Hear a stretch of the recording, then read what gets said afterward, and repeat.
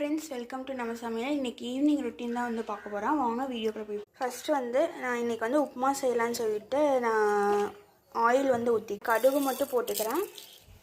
வீட்டில் வந்து கடுகு மட்டும் தான் யூஸ் பண்ணுவாங்க. கடலைப்பருப்பு வந்து சாப்பிட மாட்டாங்க. அதனால நான் கடுகு மட்டும் போட்டு வெங்காயம் கொஞ்சம் போட்டு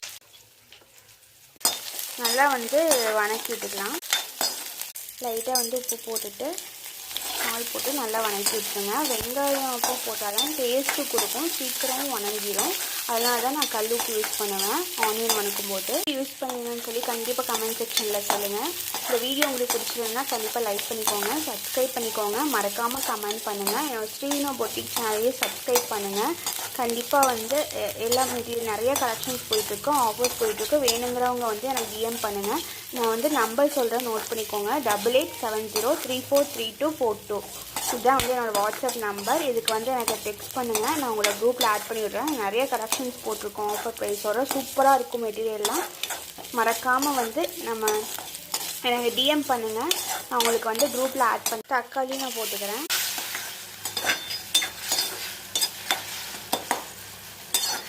நல்லா வந்து தக்காளி வணங்குற அளவுக்கு நான் லேசாக வந்து தண்ணி தொளிச்சு விட்டேன். நல்லா வந்து வணங்கட்டும். அதுக்கப்புறம் நம்ம வந்து தண்ணி ஊற்றி ரவையை வந்து போட்டுக்கலாம். நல்லா மிக்ஸ் பண்ணி வேணும்னா போட்டுக்கோங்க. நான் வந்து போடல இன்னைக்கு. கொஞ்சம் உடம்பு சரியாமல் இருக்கனால வீட்டில் வந்து சாப்பிட மாட்டாங்க இஞ்சியெல்லாம் போட்டால்.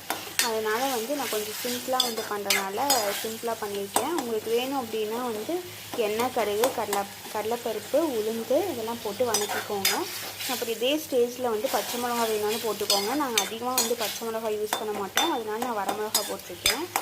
நீங்கள் வந்து இஞ்சியும் குட்டி குட்டியாக அரிஞ்சு போடுங்க, இல்லைன்னா மிக்சியில் அடித்து போடுங்க. சூப்பராக இருக்கும். உப்புமாவுக்கு வந்து இஞ்சி போட்டாலே சூப்பராக இருக்கும்.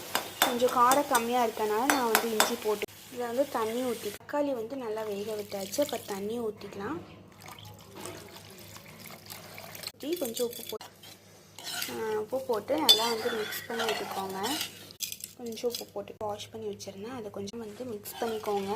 அப்படியே வந்து உப்பு நல்லா கரைஞ்சதுக்கப்புறம் கொதியெல்லாம் வந்ததுக்கப்புறம் நம்ம வந்து உப்புமா போடுறது வந்து வீட்டு உப்புமா சொல்கிறேன். நான் கோதுமை உப்புமாவுக்கு வந்து செய்யும்போது உங்களுக்கு நல்லா ட்ரை ஆகாமல் இருக்கிறதுக்கு இந்த எண்ணெய் வந்து கொஞ்சம் ஊற்றுங்க. தேங்காய் கொஞ்சம் ஊற்றிக்கோங்க. நல்லா டைம் வந்து இப்படி கொதி வரும்போது ஊற்றி ட்ரை பண்ணி பாருங்கள். சூப்பராக இருக்கும். கொதி வரும்போதும் ஊற்றலாம். நம்ம உப்புமாலாம் போட்டு நல்லா வெந்ததுக்கப்புறமும் ஆயில் ஊற்றிக்கலாம். லைட்டாக ஊற்றுங்க, ரொம்ப ஊற்றாதீங்க. உங்களோட தேவைக்கு தகுந்தது ஊற்றிக்கோங்க. நல்லா வந்து கொதித்து வரட்டும். அதுக்கப்புறம் உப்புமா போடலாம். அதுக்கு முன்னாடி போட்டால் நல்லா வந்து ஒரு க்ரோத் கொடுக்குது. நான் நினச்சே பார்க்கல. சூப்பராக இருக்குது. பாசிட்டிவ் எனர்ஜி கொடுக்கும். உங்கள் வீட்லேயும் எல்லாம் ட்ரை பண்ணுங்கள். இவ்வளோ அழகாக வந்திருக்கு பார்த்தீங்களா? இந்த மாதிரி இருக்கணும். அப்போ தான் க்ரோத் வந்து இதை நல்லா வந்து மிக்ஸ் பண்ணி விட்டுக்கலாம். உப்புமா வந்து சூப்பராக ரெடி ஆகிட்டுருக்கு.